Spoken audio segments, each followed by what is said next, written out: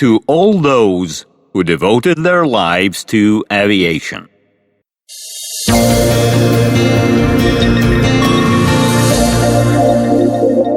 The Wings of Russia studio presents.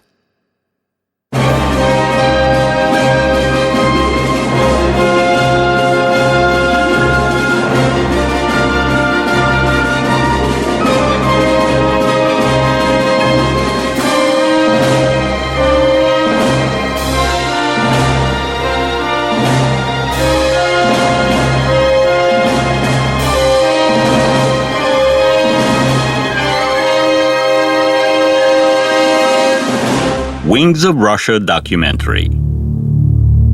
Every summer, news agencies report of forest fires bursting out in this or that country. Fire brings enormous damage. That's where fire extinguishing aviation can help. An airplane looks like a tiny bug against environment. Can it really help? Efficiency of the fire extinguishing aircraft becomes the main point. How much fire extinguishing liquid it can take and how quick. A hydroplane has no match in this situation. Gliding over the water surface, within seconds it fills up the tanks to drop tons of water on the fire source. Hydroplanes today are used mainly at emergency situations. But throughout their history, they fought in wars, transported passengers, rescued people, and performed many other things. Hydroplanes, the steel Albatros. Russia, beginning of the 20th century. Flights of the first airplanes gather thousands of fascinated spectators. Aviation becomes extremely popular. Too bad that there were not enough runways for the air stacks to take off and land. A thought of using calm water surface for takeoff seems absolutely natural. It's that easy just to make a floating out of a ground-based airplane.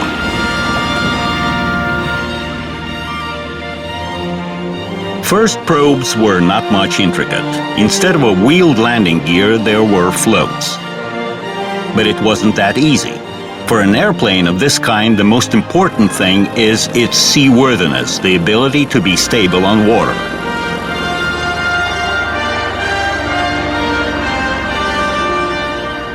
In search of an optimum form, the floats were extended. Gradually, a thought came to turn fuselage into a boat. Thus, two types of hydroplanes were established for a long-term perspective. One with a float-type landing gear, the other flying boats. The first was good thanks to easy change of floats to wheels for the airplane to take off from the ground. The other, as compared with the first, had excellent seaworthiness. From the very start, hydroplanes had a specific problem. At takeoff, airplanes did not want to unstick from the water surface as if it was holding them. The way out was found in the planning step, which helped significantly the hydroplane to unstick. One of the main tasks was resolved. By 1912, the number of hydroplanes amounted to dozens.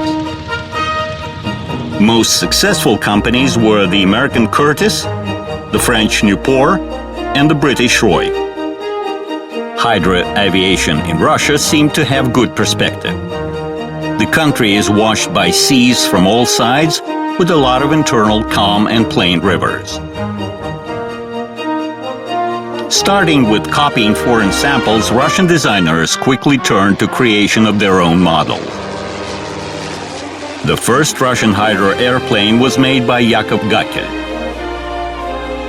In 1911, he demonstrated his aircraft at an aviation show in St. Petersburg. Although the airplane did not take off at all. The first flight of the Russian S-5 ground-based floating gear hydroplane took place 2 years later. It was built by Igor Sikorsky.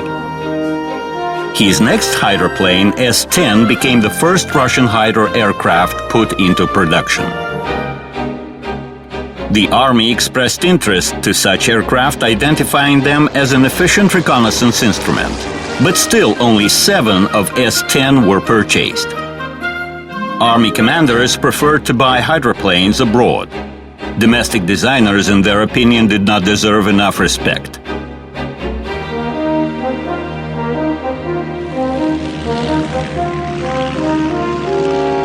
The situation changed by 1915. Russia became the leader in hydroplane development among other countries. This happened thanks to efforts of the Russian aircraft designer Dmitry Grigorovich. He gained experience working on the flying boats, and in spring 1915, M5, the first successful sample of his own, appeared. The Navy purchased around 300 machines.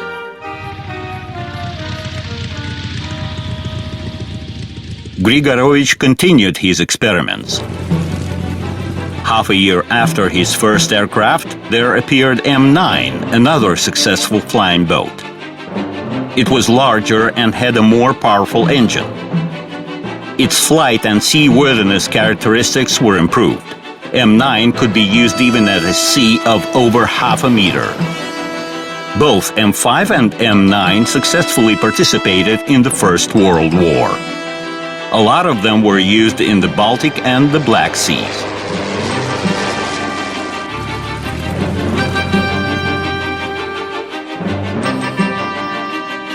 High demand for his production turned Grigorovich into an aircraft-producing factory owner. Other designers offered their hydroplanes to the Russian Navy as well. Even a special station for testing the aircraft entering military service was established.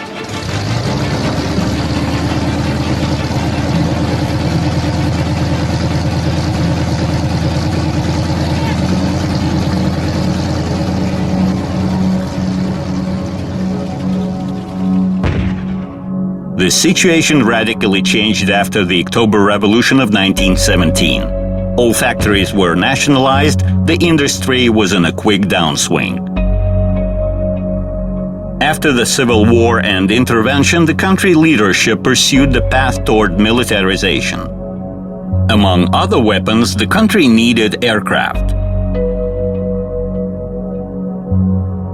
But the country was in decay, and since it was unrealistic to arrange its own production, the country started to buy aircraft abroad.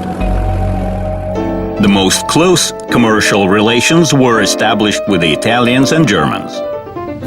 After losing the First World War, Germany was prohibited making military aircraft, so it made them as civil airplanes. Armament was being put in place afterwards, already in Russia. In the 20s, the Red Army Air Force put on service the float-type Junkers aircraft, the U-20 reconnaissance planes, and the 3-engine UG-1 bombers. Those machines were used as civil airplanes as well. Besides, U-13 and its transport version V-33 were used for passenger air routes. But the most mass of the purchased was the Dornier Val flying boat. The first aircraft arrived in the Soviet Union in 1926. This solid and reliable machine served well in the naval aviation and the Arctic research. The powerful flying boat starts for the Arctic journey. It is piloted by the polar pilot Sirakwasha. It was an advanced aircraft for its time. All-metal monoplane had a flat bottom, enabling it to take off not only from water but from snow and ice. The flying boat will perform ice reconnaissance in the western sector of the Kara Sea. Such choice was not incidental. The Dornier's Val flying boat was very reliable at flying into the open sea. Such characteristics was very important for hydroplanes. The polar explorer Roar Amundsen chose this particular aircraft for his flight to the North Pole.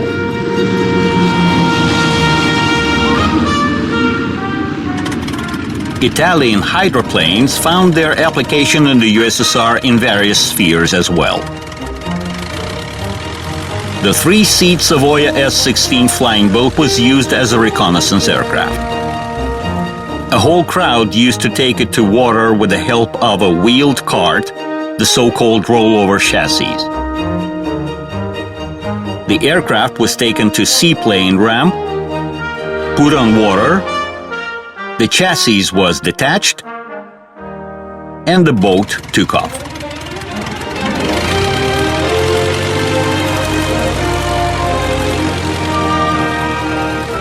The next, Savoia S-62, also served as a close-range reconnaissance aircraft. The twin-fuselage Savoia S-55 flying boat arrived in the Soviet Union in a small number. This 12-seat aircraft operated at passenger airlines of the Pacific coast. Thus, by mid-20s, hydro-aviation of this country began to resurrect. This process was not entirely based on purchasing foreign aircraft. Attempts were made to design local machines. The first successful ground-based airplane was put on floats. It was MR-1 designed by Nikolai Polikarpov. It was put on service as a marine reconnaissance aircraft. A special MU-1 machine was made to train how to fly hydroplanes. It was also a ground-based airplane. Airplanes could base on ships as well. In this case, they were put on water by cranes.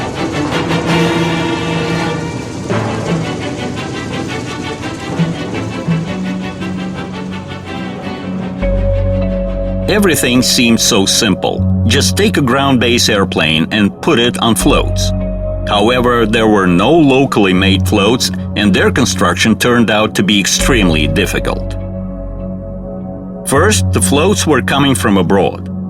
Then designers started to copy the foreign samples. Finally, production of the British floats was set up in Russia. They were put on TB-1 and R-6 airplanes designed by Andrei Tupolev. Unit commander Comrade Kuznetsov, recently awarded with the Order of Lenin, distributed the current reconnaissance task.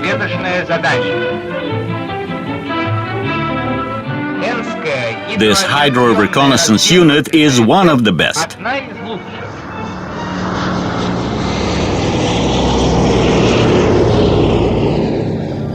In 1923, Dmitry Grigorovich was back designing the flying boats. Just a while ago, in the First World War, his airplanes were the pride of the Russian sea-based aviation. Now he was back in business. Grigorovich tried to bring his prior layouts to life. This time, roughly manufactured, they were a parody to the successful pre-revolution M5 and M9 machines. Later on, he designed several more hydroplanes, but he could not reach his prior success. In 1928, the Soviet government, having no reliance on the local engineers, invited those from France, headed by Paul Richard. Most of the French could not work under the offered conditions and soon left the USSR without producing a single machine. In 1931, Paul Richard also left the country. We remember him only because he headed a group in which many future Soviet designers made their first steps in aviation. Nikolai Kamov, Mikhail Gurevich, Georgy Beriev, Igor Четверяков, Semyon Labachkin, Nikolai Skorzhinsky, Vadim Shavrov, Sergei Korolev. Later, some of them took great interest in hydroplanes. In the 30s, there were already numerous hydroplane projects, but only several of them were successful.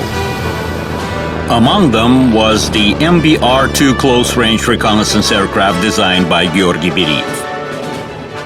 Comprehensive research work was performed in the creation of the new aircraft. By that time, this work was completely based upon the Central Air Hydrodynamic Institute. The aircraft testing was conducted in wind tunnels, while the boat fuselage was tested in a water channel. It was the first significant step in the development of the Soviet Hydra airplanes. The aircraft first took off in April 1932. Its speed and range were not at all outstanding, but it was a good machine for its time.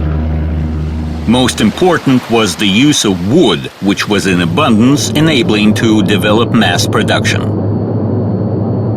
Besides reconnaissance, this aircraft could perform bombing of the targets detected at sea. A lot of aircraft identified as MP-1 went to service in civil aviation. The Irkutsk Hydra Airport is the main base for the air connection with Yakutia. From there, comfortable passenger MP-1 airplanes daily start their long journey. Passengers of all ages are on board. Aviation has long become an ordinary means of transport for this country.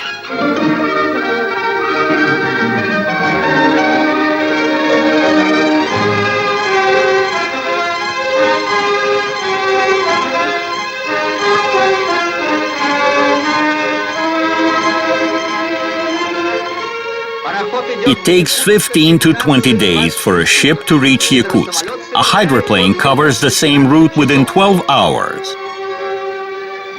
Here is Yakutsk. The flight is over.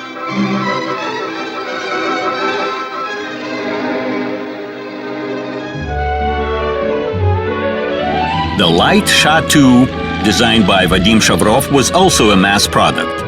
It was an amphibian aircraft which could be used from both water and ground.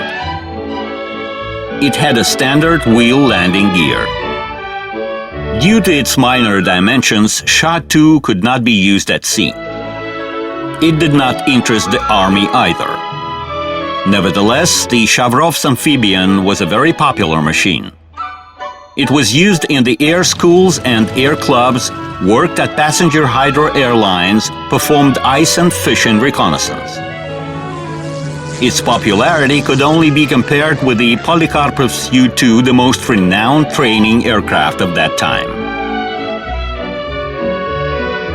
Sha-2 flew until 1964, when the sky for long was occupied by jet aviation. A couple of words about unusual projects implemented in the 30s. A folding mini flying boat for submarines was proposed by Igor Chitverikov. He basically repeated the British with their similar experiments.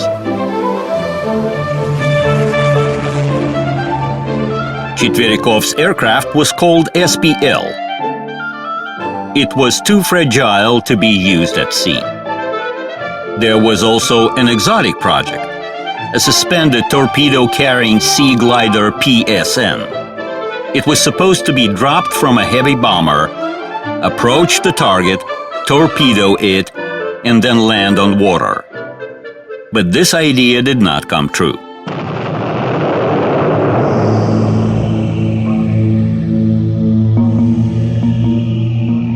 The 30s in the USSR were the years of a great industrial recovery and development of the largest army in the world. According to enormous plans, the Air Force was being equipped with new bombers and fighters. But things with the sea aviation were not as good.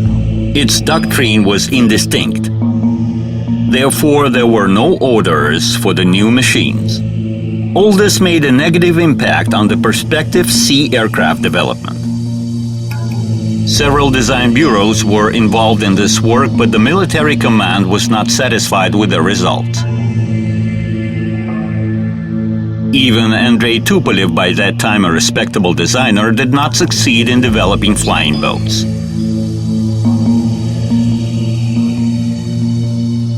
His first hydroplane was ANT-8, which development was not finished due to Tupolev's workload. Then there was a 6-engine AN-T-22, a gigantic long-range bomber and reconnaissance aircraft carrying 6 tons of bombs. Its speed was insufficient. The next was AN-T-27 reconnaissance torpedo carrier. And finally, AN-T-44, the most successful flying boat made right before the war, just in 2 copies.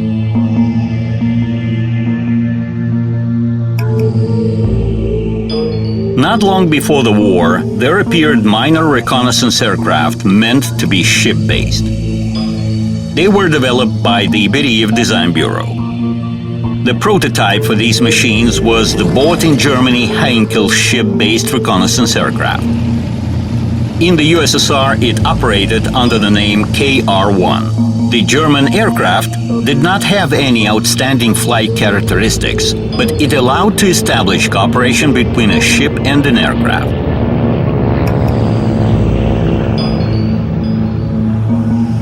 In 1935, the Beriev Design Bureau made a number of catapulting KOR-1 ship-based reconnaissance aircraft. Due to their small size, these machines had poor seaworthiness, and soon all of them were found on shore, where they were put on wheel landing gear. The same happened to the next Beriev ship-based reconnaissance aircraft KOR-2. It was meant to be based on battleships, but such ships were not built, and the aircraft remained on the sidelines.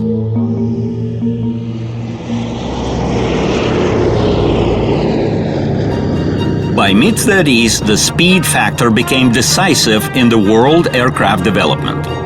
Machines with bulky floats started gradually to quit the scene. The future was seen with the flying boats, which were more advanced from the point of view of aerodynamics. Designers did not succeed in making a flying boat of their own, of a relevant quality and in the required quantity. So the country's leadership took the usual path by purchasing such machines abroad. This time, American aircraft were preferred.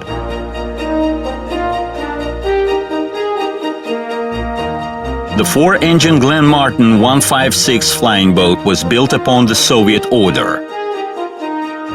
Initially, it was meant for the military use. But the speed was insufficient and the Giant was passed over to the civil aviation.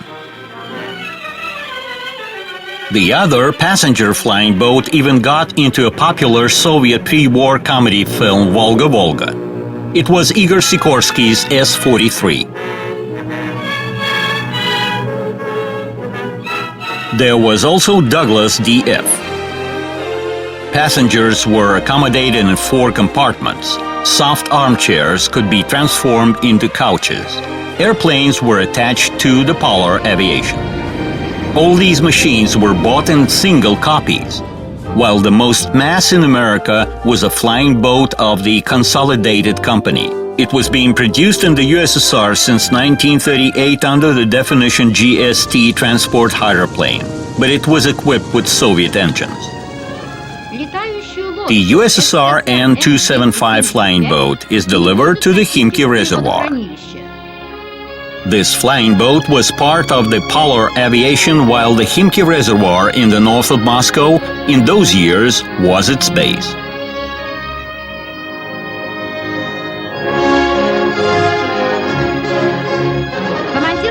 The aircraft commander, Polar pilot Cherevichny, navigator Akuratov, radio operator Makarov, navigator assistant Nevzovtsev, and other members of the group are starting to Arctic.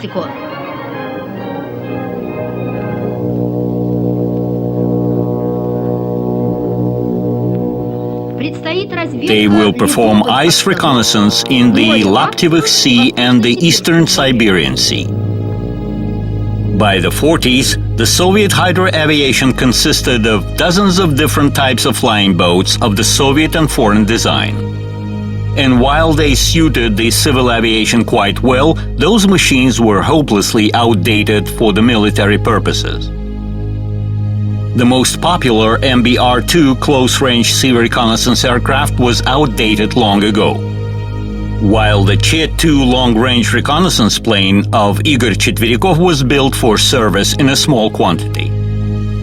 That's how the Soviet hydro aviation entered the war with Germany. However, there wasn't much work for it in the waters adjacent to the Soviet Union. The sea aviation was regarded as a supplement to the Navy. But the latter in the Baltic Sea was blocked in the Gulf of Finland, while in the Black Sea and the Northern Seas, its combat efforts were not strong. The flying boats mostly performed reconnaissance tasks, search and rescue of the shut-down crews.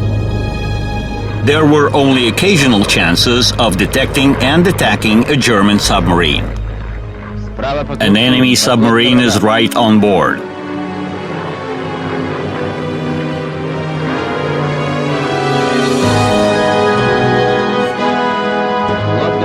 It attempts to submerge. Too late. The anti-submarine bombs are off.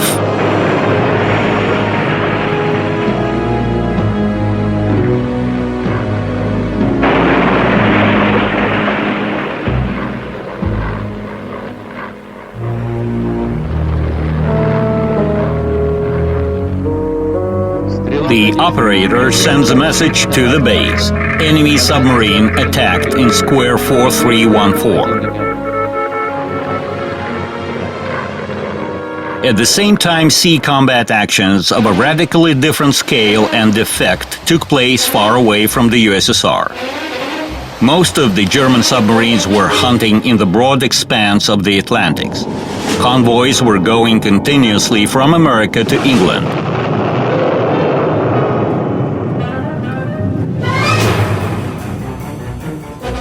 In turn, the German submarines were hunted by hundreds of British and American anti-submarine aircraft.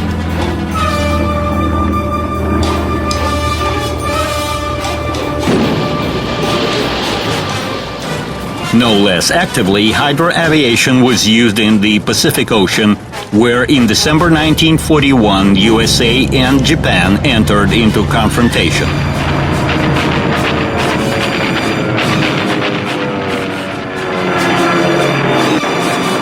The combat specifics was such that the sea aviation played the decisive role.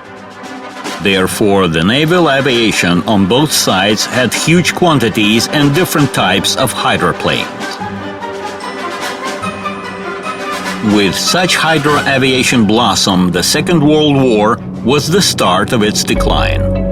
Those aircraft were famous for their range, flight duration, and reliability. However, by 1943, land-based aircraft had the same characteristics. Gradually, they picked up performance of reconnaissance tasks, torpedo attacks, mine setting, and anti-submarine functions, leaving flying boats with their ditching ability only to search and rescue.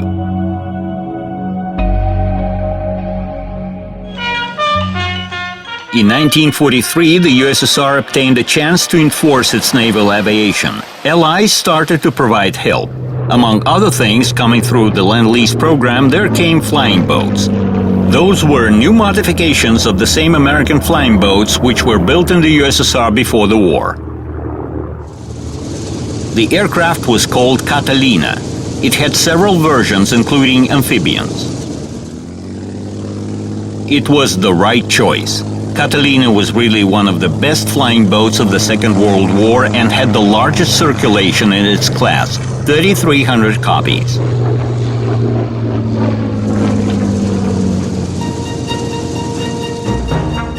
Not long before Catalina deliveries, USSR started development of its own flying boat. The long-range reconnaissance aircraft was designed by Georgy Beryev's bureau. It was called LL-143, which stood for the first flying boat of 1943. The layout was well thought. Numerous tests were carried out, including those in the Sagi Water Channel. Water sprays hit the winding propeller like bullets. In order to protect it, the engines were put on a high wing, which was kicked in a so-called seagull mode, and the engines were put right in the kink. Thus, the engines were at maximum remoteness from the water. Viability was assured by the fuselage separation into sections with waterproof partitions, just like the vessels had. For defense, the aircraft had several firing points. For better seaworthiness, the bottom was made with 2 planning steps. The aircraft was stable at gliding, although there were porpoising, such was the sea aviation term defining the aircraft jumping after the first touchdown.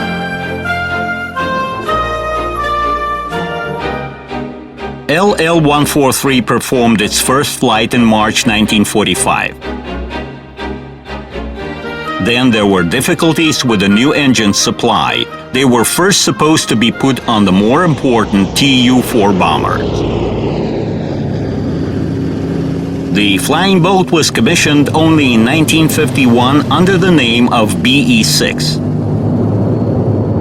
As compared to the wartime flying boats, BE-6 was way more capable. Payload 4 tons, range 5,000 kilometers, 20 hours of non-stop flight. Its main tasks were reconnaissance and anti-submarine duties. Downwards, you see anti-submarine locator beacons. Each BE-6 can set up to 16 such beacons in one flight. One aircraft can make a 32-mile-long beacon barrier. Combined search of submarines by ships and aircraft with the use of locator beacons proved its high efficiency. Besides, BE-6 can perform 24-hour rescue operations at sea. The aircraft was not at all simple in operation. Before the flight, mechanics had to detach the rollover chassis. It was all right for the south, but BE-6 was serving in the north as well. After the flight, all operations had to be performed in reverse order. Also, this huge machine had to be washed with fresh water to remove salt. State defense was not an easy task. In spite of the tension brought by the Cold War, Berieve's design bureau proposed a pure peaceful machine, the BE-8 Amphibian. It had unusual chassis in the form of underwater wings.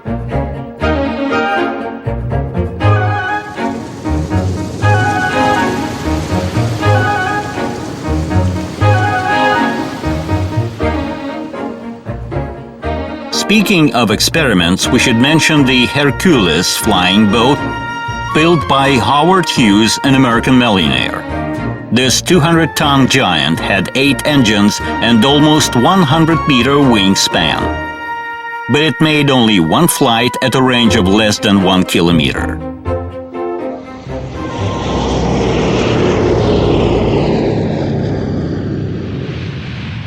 In the second half of the 40s, land-based jet engine aircraft mastered high speed.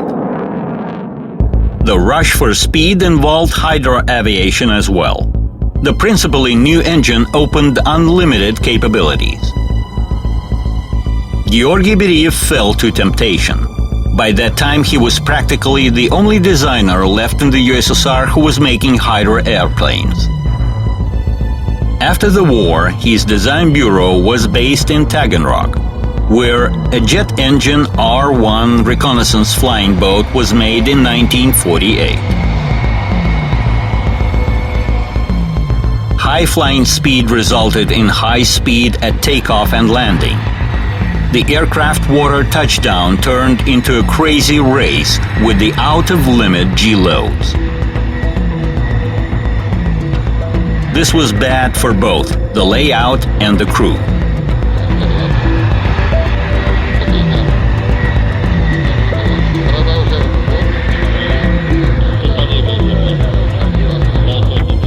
So the first Bereev's jet experience was not very successful. But this did not stop the Naval Command's desire to have a high-speed jet-flying boat at their disposal. In 1953, Bereev was assigned to make even a bigger and more capable machine. It was called the BE-10. Its size was significant. The bigger the flying boat was, the more stable on water it would be. The flight and combat characteristics increase was dictated by the new conditions where the enemy did not stay still. The BE-10 layout was different from that of R-1. A swept wing, engines placed close to fuselage. This gave certain aerodynamic advantages, but it led to higher vibration. At one of the tests, this resulted in destruction of the prototype's tail. BE-10 jet flying boats went into production, and in 1959 they entered military service. BE-10 could carry bombs, torpedoes, and mines. Several BE-10 were shown at air parades in Moscow and Leningrad as a symbol of Soviet achievements.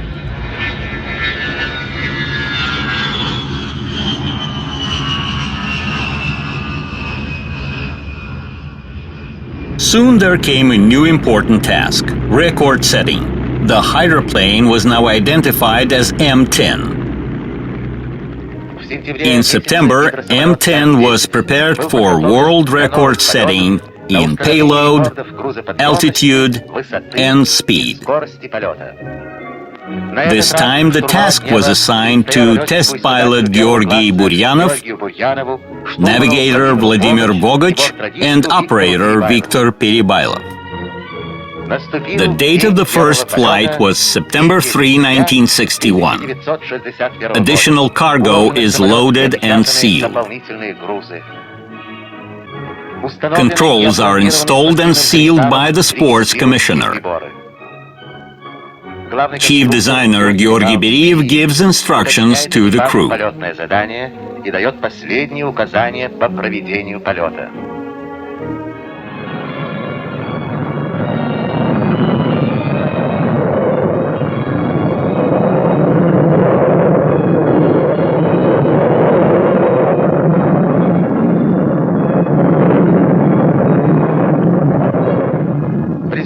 In result of a set of flights, the M10 Hydra airplane set 12 world records. So long for the records, now back to operation, which was not easy. Takeoff and landing at high wave led to high G-loads. The hand wheel was shaking, controls were hardly visible. Flights were often suspended. There were accidents and catastrophes. The price for high speed was very high. 4 years after the start, BE-10 flights were terminated. Interesting to say that a similar Jet Seamaster flying boat was developed overseas by the Martin Company. It faced absolutely the same problems. Americans quickly realized that the idea was not perspective and stopped the works after making only 3 machines. While BE-10 was being slowly brought to combat conditions, the military command was planning to create an ocean aviation. The task was to make a supersonic hydroplane with an intercontinental reconnaissance and bomber capacity. In the event of ground aerodromes destruction, such flying boats would be able to provide for the retaliation. The assignment was given to the most respectable designers Tupolev, Mesishev, and Bereev. But the task was so far from reality that the works never started. The United States also tried to make a supersonic flying boat. It was called the Sea Dart and had a small size. But the technical complexity of the task was so big that the project ended up at a test stage.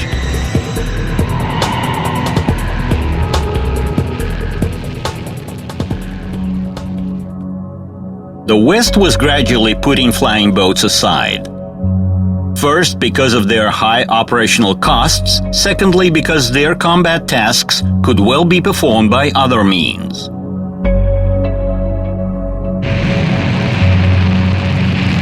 The Soviet Union had a different approach. The flying boats attracted by survivability of their hydro-aerodromes. No less important was their direct contact with the ships at sea for refueling and ammunition supply.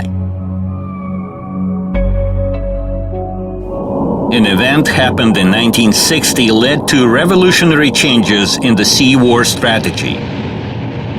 The United States commissioned their first nuclear submarine with ballistic missiles on board. Their range was thousands of kilometers.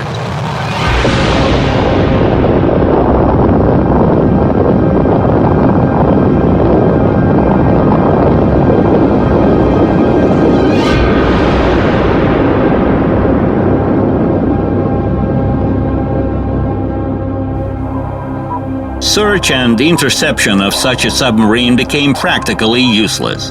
But still, something was supposed to be done. Tactical and strategic plans were reconsidered. Development of the relevant means and aircraft in particular was planned.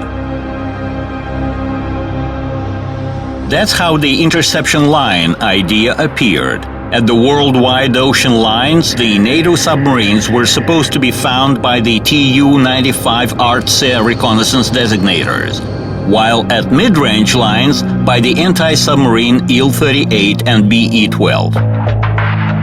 While Tu-95 and Il-38 were coast-based aircraft, BE-12 represented a new generation of amphibians. Their wing had the classical seagull shape with the engine's maximum remoteness from water.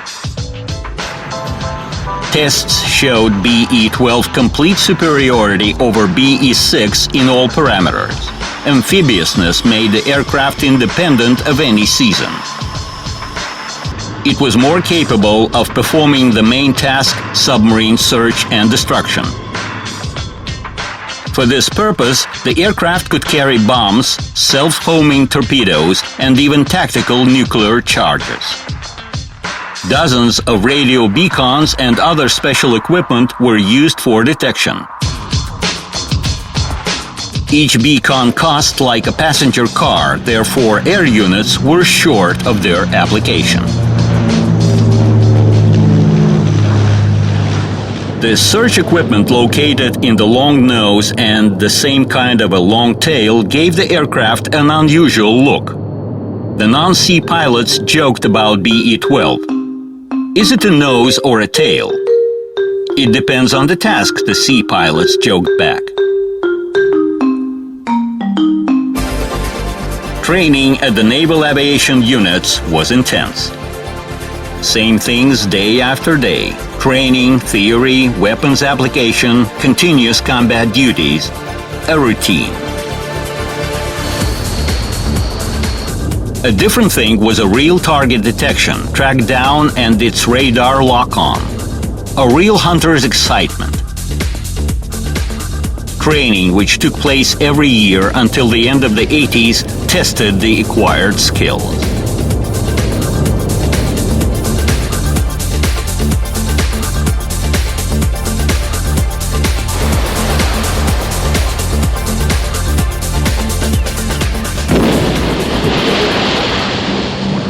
BE-14, a special BE-12-based modification, was built for search and rescue operations.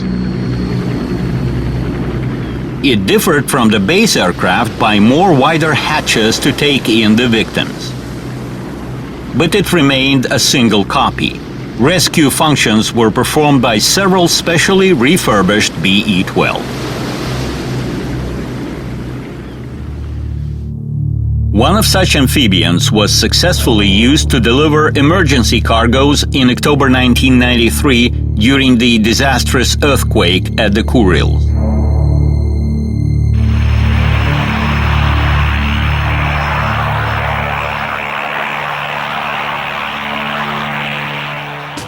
A fire extinguishing modification of BE-12 appeared in 1991. The 4,500-liter tanks are filled within 15 seconds, at which the flying boat glides over the water surface.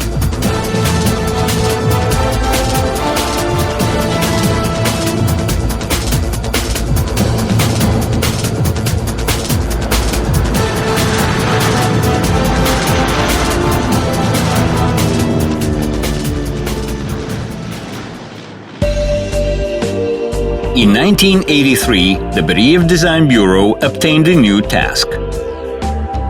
An ocean amphibian with a much larger range than of BE-12 was supposed to be made for the anti-submarine defense. The new jet hydroplane was called A-40, and later the Albatros. The first rollout and a traditional bottle of champagne. The first takeoff from the ground. The first takeoff from water.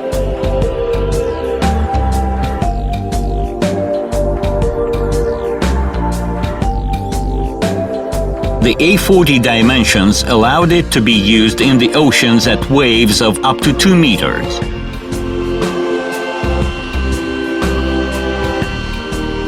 The power plant was rather unusual.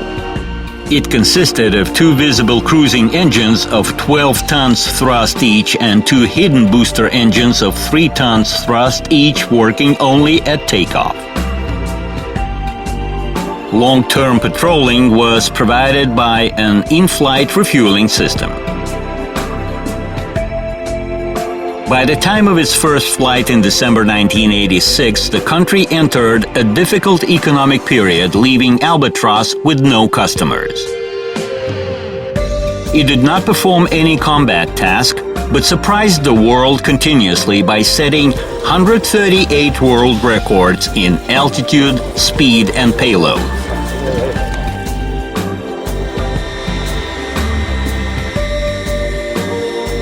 The amphibian never found its military application, although its layout initially contained multi-purpose capabilities.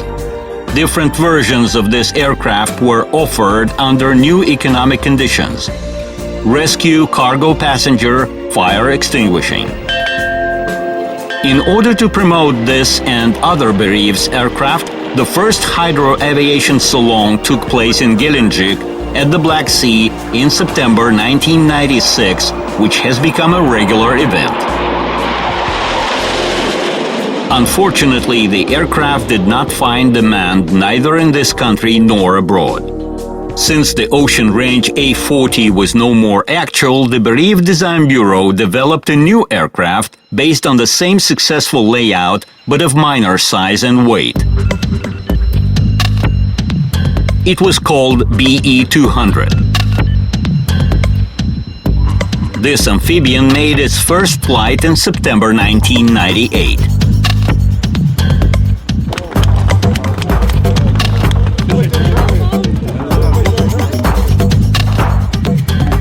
It has a cargo and passenger variant with the possibility to perform rescue operations.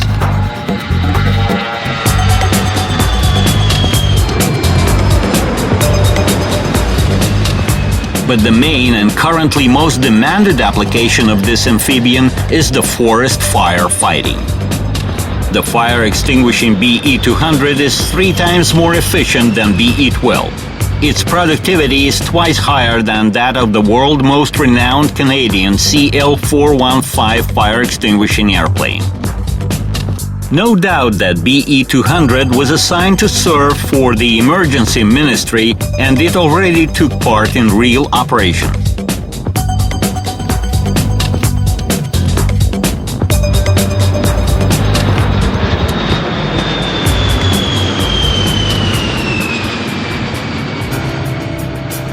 In the recent years, Russia had not been actively developing new aircraft. At least there were no more global projects. However, newly born freedom gave way to a lot of enthusiasts. Minor hydroplanes of various layouts were present at both large and small air exhibitions. The good thing is that these self-made machines are not only shown at exhibitions, but really and actively operate. In 1997, the Bereev Design Bureau proposed a minor civil amphibian BE-103. It was made upon an interesting layout. Its wing was semi-submerged, acting as a screen at takeoff.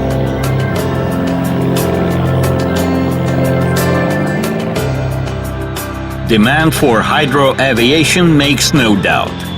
There is no doubt that the Russian aircraft designers are among the leaders in this sphere. Let us hope that this potential will be implemented.